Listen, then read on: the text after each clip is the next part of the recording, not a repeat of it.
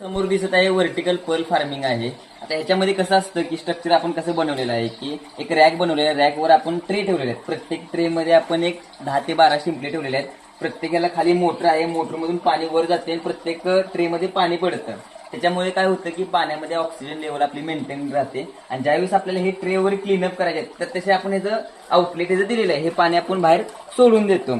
हा स्ट्रक्चर कोणासाठी असतो बाबा, जे सिटीमध्ये असते, ज्यांच्याकडे जागा कमी आहे, टेरेसवर करू शकता किंवा तुमच्या बाल्कनीत वगैरे करायचं असेल तर असं छोटासा तुम्ही मिनी सेटअप हा पर्ल फार्मिंगचा लावू शकता. ह्याला व्हर्टिकल पर्ल फार्मिंग म्हणतात आणि ह्याची कॉस्टिंग काय एक 20-25 हजार रुपयामध्ये आपल्याला हा छोटासा सेटअप उभा राहतो. ज्याच्याकडे जागा कमी असते त्यांच्यासाठी हा सेटअप अत्यंत उपयोगात आहे. किंवा एखाद्याला पर्ल फार्मिंग करायचं आहे पण छोट्या प्रमाणात करायचं आहे, सुरुवातीला आपण करून बघूया आपल्याला येते का, जमतंय का, जुळतंय का. ह्या पट्टीत जर करायचं असेल तर असा छोटा सेटअप लावू शकतो. प्लीज चॅनलला लाईक करा, शेअर करा आणि सबस्क्राईब नक्की